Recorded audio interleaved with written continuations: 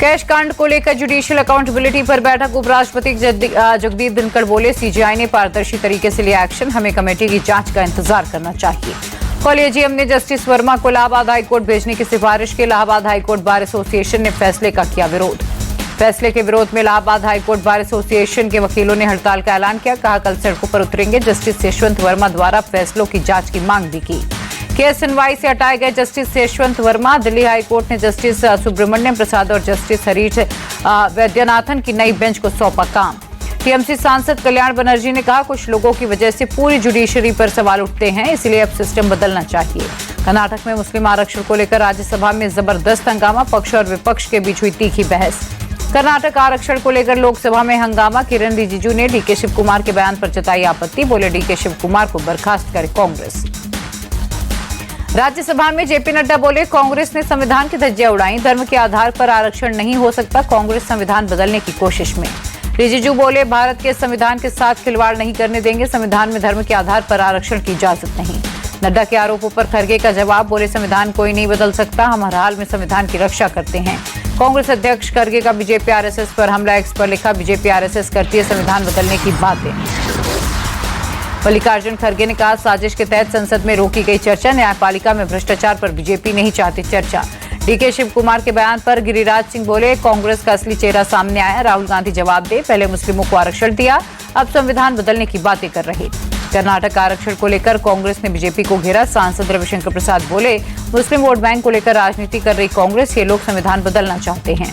रविशंकर प्रसाद बोले, कांग्रेस मुस्लिम वोट के लिए कहां तक जाएगी। डीके शिव कुमार संविधान बदलने की बात कर रहे हैं, देश किस ओर जा रहा है, ये बड़ा सवाल है।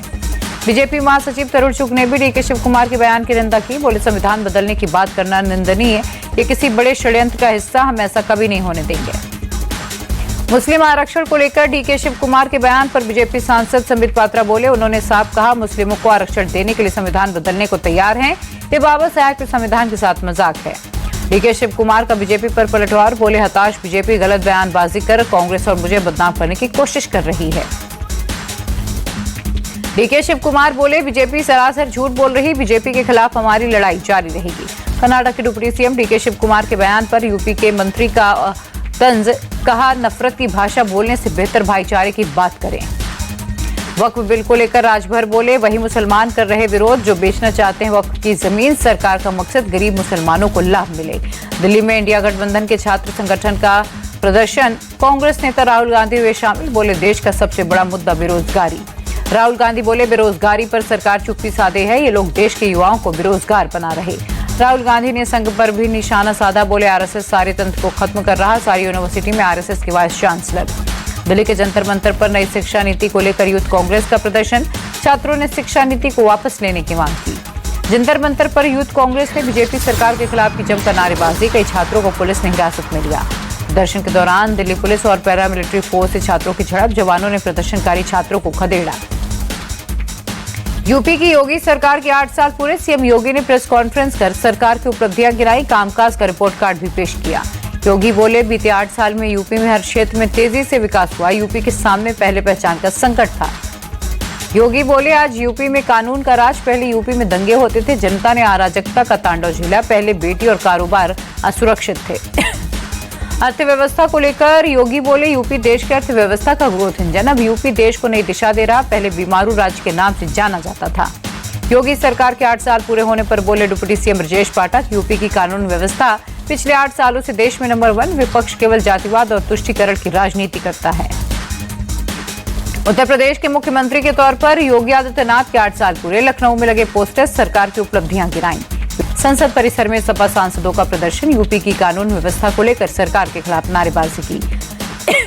नागपुर दंगे का मास्टरमाइंड फहीम खान के खिलाफ एक्शन। फहीम खान के घर पहुंची नगरपालिका की टीम। अवैध निर्माण को किया ध्वस्त। अवैध निर्माण को लेकर प्रशासन ने पहले ही दिया था नोटिस। मास्टरमाइंड फहीम खान के खिलाफ दर्ज है देशद्रोह का केस। नागपुर हिंसा मामले में एक्शन। दूसरे आरोपी यूसुफ शेख के घर पर चला नगर निगम का हथौड़ा। नागपुर हिंसा केस में बॉम्बे हाईकोर्ट ने बुलडोजर एक्शन पर लगाई रोक। 15 अप्रैल तक महाराष्ट्र के प्रिंसिपल सेक्रेटरी और महानगर पालिका से कमिश्नर से मांगा जवाब। शिंदे पर टिप्पणी करने के मामले में कुणाल कामरा का पोस्ट। संविधान की कॉपी के साथ अपनी तस्वीर की ट्वीट लिखा, यही एकमात्र रास्ता है। कुणाल कामरा मामले पर सीएम देवेंद्र फडणवीस बोले, कॉमेडी करने का सभी को अधिकार, किसी का अपमान करने का नहीं, उन्हें माफी मांगनी चाहिए। फडणवीस बोले, जनता ने बता दिया कौन गद्दार है कौन खुददार, गद्दारी करने वालों को जनता ने घर बैठा दिया। कुणाल कामरा मामले पर उद्धव ठाकरे का बयान, बोले कामरा ने कुछ गलत नहीं किया, उन्होंने सच कहा, जो गद्दार है वो गद्दार है। उद्धव ठाकरे बोले, कुणाल कामरा के गाने में कोई कमी नहीं, उन्होंने व्यंग नहीं हकीकत पेश की। स्टूडियो में तोड़फोड़ को लेकर उद्धव बोले, तोड़फोड़ शिव सैनिकों ने नहीं, गद्दार सेना ने की। कुणाल कामरा विवाद में स्टूडियो तोड़फोड़ के मामले में आरोपियों को कोर्ट से मिली जमानत, 15,000 के निजी मुचलके पर कोर्ट ने छोड़ा। महाराष्ट्र के मंत्री योगेश रामदास कदम बोले, संविधान में अभिव्यक्ति की स्वतंत्रता, लेकिन संवैधानिक पदों पर बैठे लोगों का अपमान करने का अधिकार नहीं है। कुणाल कामरा को लेकर कांग्रेस सांसद इमरान मसूद बोले, सरकार आलोचना को बर्दाश्त नहीं कर पा रही, उनके स्टूडियो में तोड़फोड़ करना दुखद, ये लोग राज्य को बर्बाद कर रहे। कुणाल कामरा के स्टूडियो में तोड़फोड़ पर कांग्रेस नेता अतुल लोढ़े बोले, हम तोड़फोड़ का समर्थन नहीं करते, आपको दिक्कत है तो कानून का सहारा ले।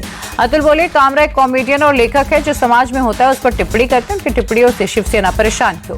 कुणाल कामरा मामले पर कांग्रेस सांसद प्रमोद तिवारी बोले, संविधान अभिव्यक्ति की स्वतंत्रता देता है, किसी का अपमान हुआ है तो मामले की जांच हो, कोर्ट उन्हें दंडित करेगा, लेकिन गुंडागर्दी करना गलत है। कुणाल कामरा विवाद पर डिप्टी सीएम अजित पवार बोले, उन्हें अपने अधिकार के अंदर रहकर बोलना चाहिए, किसी को कानून संविधान और नियमों से परे नहीं जाना चाहिए। स्टूडियो में तोड़फोड़ को लेकर दर्ज एफआईआर पर बोले राहुल, कानून को हाथ में लेने की बात नहीं, ये आत्मसम्मान की बात है, ये तो ट्रेलर है, पिक्चर बाकी है।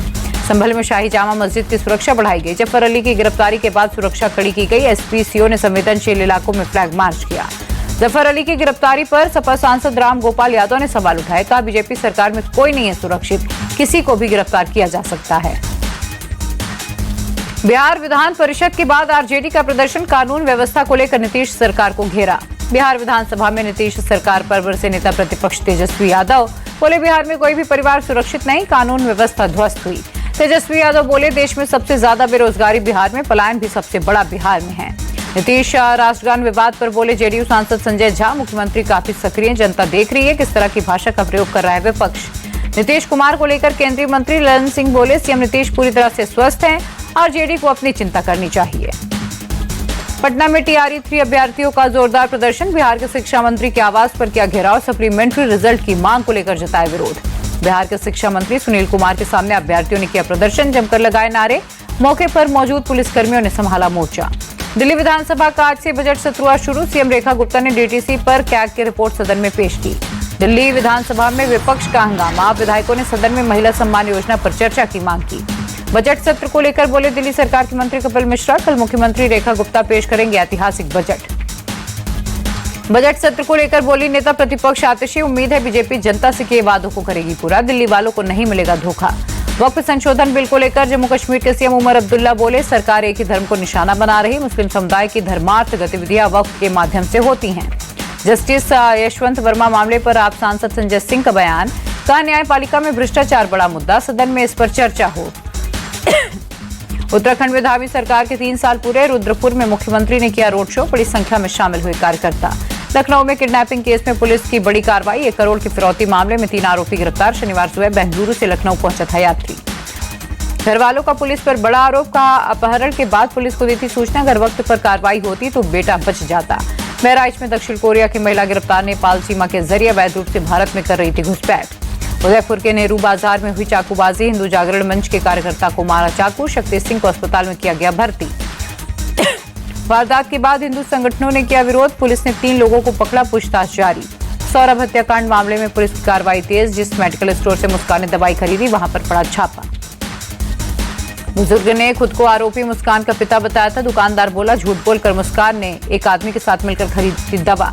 गैस एजेंसी में आग लगने से एक के बाद एक कई धमाके, फायर ब्रिगेड ने कड़ी मशक्कत के बाद पाया काबू।